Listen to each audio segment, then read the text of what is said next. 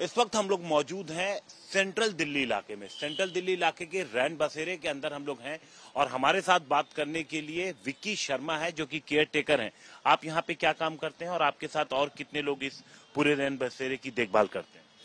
यहाँ पे मैं रैन बसेरे की देखभाल करता हूँ और जो बेघर लोग आते हैं उनकी देखभाल करता हूँ। यहाँ पे मेरे पास तकरीबन बेघर लोग हैं 260-70 होते हैं और मेरे पास 3 स्टाफ है और एक रिलीवर है व एक सफाई कर्मचारी है। आप ये बताएं कि आपने जो अभी ये कंप्लेन दी, कब कंप्लेन दी, कंप्लेन में क्या लिखा और पुलिस ने क्या कहा? कंप्लेंट हमने 13/4 को दी, वो इसलिए दी 13/4/23 को।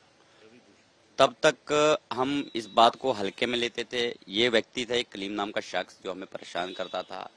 परेशान करने के बाद ये धमकियां भी देता था, लेकिन हम हल्के में लेते थे।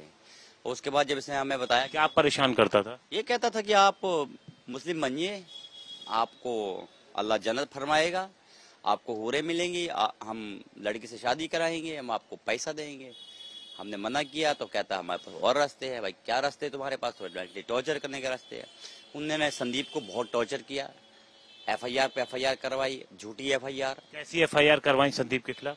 कभी बाहर जाके 100 नंबर कॉल करके ये कह देता था कि भाई ऐसा है, संदीप ने मुझे मारा। कभी कहता मेरा पैसा छीना, कभी कहता मेरा मोबाइल छीना। मतलब अगर आज इसने मारा तो कल फिर वो 100 नंबर कॉल करके यही कह के आज फिर मुझे संदीप ने मारा, एफआईआर की।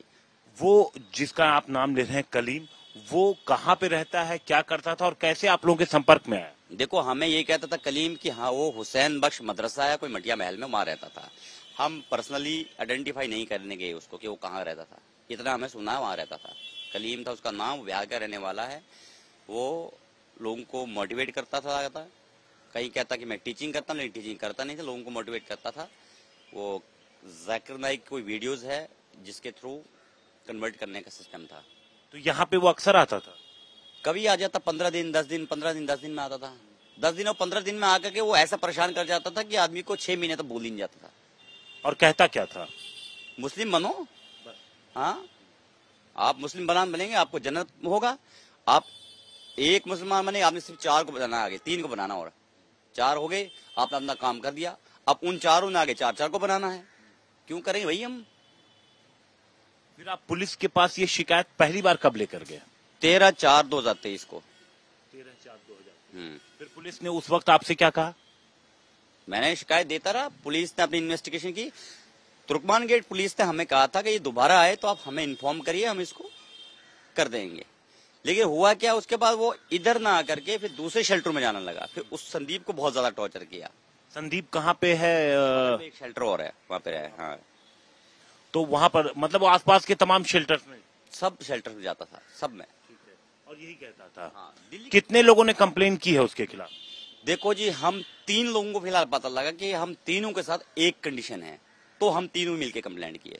कंप्लेंट तो मैंने कर ही दी थी, लेकिन मुझे ये पता नहीं था कौन कौन परेशान हुआ है। जब हम 3 मिले हमें पता लगा। आप पता नहीं वीडियोस देख के कौन आगे आता है, किसके पास हुआ है, वो तब वक्त ही जानता है कौन इसके सामने बोलता कि हाँ इसने मुझे परेशान किया है। उसके बाद क्या हुआ? पुलिस ने आपकी शिकायत ली?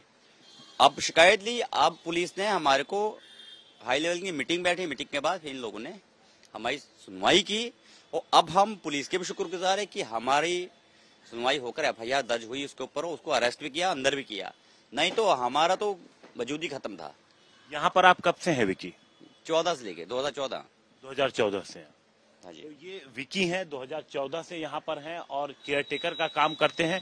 विकी कब से आना शुरू हुआ यहाँ पर कलीम? ये देखिए, ये आया था 2019 में 2 बार, 20 में आया था 2-3 बार, 21 में आया था 4-5 बार, 22 में तो इसका रेगुलर ही आना हुआ, 23 में तो अब जैसे लगता है इसका पिताजी ने का घर ही था ये। आपके खिलाफ उसने कितनी पीसीआर कॉल की या पुलिस को बुलाया, कितनी बार? मैं तो उसको गेट से अंदर जल्दी एंट्री नहीं देता था। फिर आपके खिलाफ कोई कंप्लेन नहीं? मेरे खिलाफ कंप्लेन नहीं, मैंने उसके अगेंस्ट की फिर वापस। फिर नहीं, जैसे आप कह रहे थे ना लोगों को हैरेस करने के लिए, संदीप को परेशान किया ना, वो 1 बाय 1 टॉर्चर करता था लोगों को। और लास्ट पे भी तब भी हम कंप्लेंट नहीं करते। एक और बेघर को जब उसने परेशान किया, सुरजीत को, जब उसको बताया कि अब तुझे तो तू तो बेघर था, कुछ होगा ही नहीं, वो जब अपना शेल्टर छोड़ के यहाँ मेरे पास आया, फिर मैंने पूछा वहां से शेल्टर क्यों छोड़ा। जब उसने बताया कि मैं इस वजह से छोड़ा शेल्टर, तो फिर हमने सोचा कि भैया हम कब तक छाड़ेंगे, हमने कर दिया। दबाव बनाकर धर्म बदलवाने की शिकायत के बाद पुलिस ने कलीम नाम के एक शख्स को गिरफ्तार किया है, एफआईआर दर्ज कर उसे जेल भेज दिया है। हमने अभी थोड़ी देर पहले एक विक्टिम से बात की जिनका नाम विकी था। अब हमारे साथ दूसरे विक्टिम यहाँ पर मौजूद हैं, हम इनसे बात करते हैं। ये अपना चेहरा नहीं दिखाना चाहते, इनके मन में अभी घबराहट है इसको लेकर के। आप बताएं, क्या आप कलीम को जानते हैं? जानते थे तो कब से जानते थे? मैं करीब 1.5-2 साल से जानता था। वो आते थे और फिर मेरे ऊपर दबाव डाला जाता था, धर्म परिवर्तन करो। आप जाकिर नायक का वीडियो दिखाता था, प्लस उसने बोलता है मैं विदेशी फंडिंग भी आपकी दूंगा। वो तरह तरह की बातें करता था, धर्म परिवर्तन करो, मुसलमान बन जाओ। हम बोला मैं मर जाऊंगा, मुसलमान नहीं बनूंगा, धर्म नहीं बदलूंगा। मैं उस पर ये था, कायम था। तो मैं काफी जगह ये करके मैं डरता था। जे उसने भी वो भी धमकी दिए थे, जे राजस्थान में जो कन्हैया का साथ सरकलम कर दिया गया था, ये तुम यदि नहीं बदलोगे तो तुम्हारे साथ भी ऐसा होना तय है। तो इस वजह से मैं डर रहा था।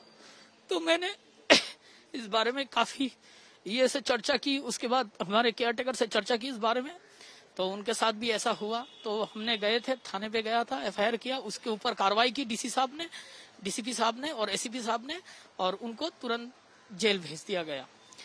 आप क्या काम करते हैं?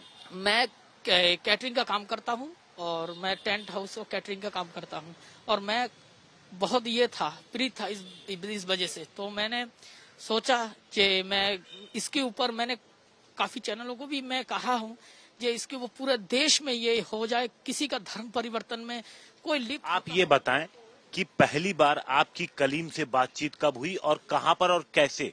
सर, मेरे से हज मंजिल में हुई थी कलीम से बातचीत। आप वहां क्या करने गए थे? वहाँ पहले वहां से रहते थे, वहां से फिर जब मेरे को डराया धमकाया गया था, फिर मैं भाई साहब के पास आ गया। अच्छा, भाई साहब के पास आ गए, विकी जी के पास। विकी जी के पास आ गए। उसके बाद क्या हुआ फिर? उसके बाद तो यहाँ पे दबाव नहीं डाला गया। मैं इनके साथ गया, थाने पे गया, कंप्लेन किया डीसीपी साहब को, एसीपी साहब को। फिर उन्होंने कार्रवाई की। उसके कार्रवाई करते हुए उनको जेल में भेजा गया। ये बताएं आपको कि कलीम आपसे कितनी बार मिलता होगा, कितनी बार अब तक मिला है? महीने में, हफ्ते में मिलता था तो क्या कहता था? फोन करके आता था या सीधे आ जाता था? नहीं, वहाँ पे हज मंजिल में मैं जितने दिन था, 1.5 साल से, तो उन्होंने मेरे ऊपर दबाव डालने का कोशिश किया। 1-2 बंदे थे, उनका पता नहीं है मेरे उनके साथ। यानी कलीम के साथ और भी लोग थे? ये बहुत बड़ा एक चेन है। अच्छा। मैं तो कह रहा, मैं एनआईए को भी भाई साहब ने दिया है। मैं तो कहता हूँ पूरे देश का एक माहौल बनाए, एनआईए एजेंसी इनकी जांच करे। ये क्या कहते थे आपसे? लालच भी देते थे? हाँ, लालच देते थे, विदेशी फंडिंग कराऊंगा, लालच देते थे। हम बोला मुझे पैसा वैसा नहीं चाहिए, मैं इस वजह से धर्म परिवर्तन नहीं कर सकता।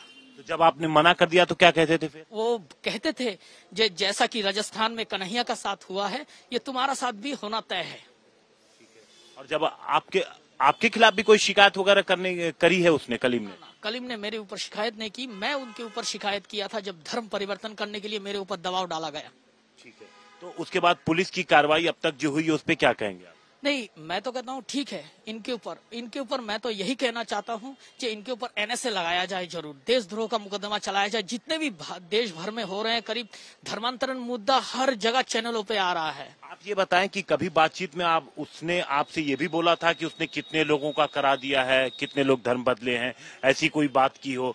या फिर विदेश में कहाँ से फंडिंग आएगी, कैसे फंडिंग आएगी, कभी इसके बारे में बताया हो? नहीं, ऐसा बताया हो। वो बार बार जाकिर नायक का वीडियो दिखाता था, लोगों को प्रोत्साहित करता था और बता रहे थे वो क्या विदेशी फंडिंग होते हैं उनके पास। अब कहाँ से आते हैं क्या नहीं, वो मुझे कुछ लोगों का कभी कराया, ये बताया उसने? हाँ, वो तो बताया मेरे को। तो काफी लोगों को मैं धर्मांतरण कराया। वो मदरसा का फिर पर्ची उर्ची काटता था, काफी मदरसाओं का पर्ची काटता था, चालान दिखाता था। तो आप ये देखिए, ये विक्टिम है, इनका कहना है तकरीबन 1.5 साल से इतना परेशान किया कलीम ने कि ये वहां से छोड़ करके विकी शर्मा के पास आ गए। घबराहट इतनी है कि अभी भी अपना चेहरा छिपाए हुए हैं। इनका कहना है कि इन्होंने जब वो पहुंचे और विकी शर्मा से बात की तो उसके बाद ये थाने में गए और वहां कंप्लेन दिए। जाकिर नाइक की वीडियो दिखाता था, फंडिंग की बात करता था, ये लालच देकर धर्म परिवर्तन की कोशिश की जा रही थी। कैमरामैन दलवीर सिंह के साथ हिमांशु मिश्रा, दिल्ली, आज तक।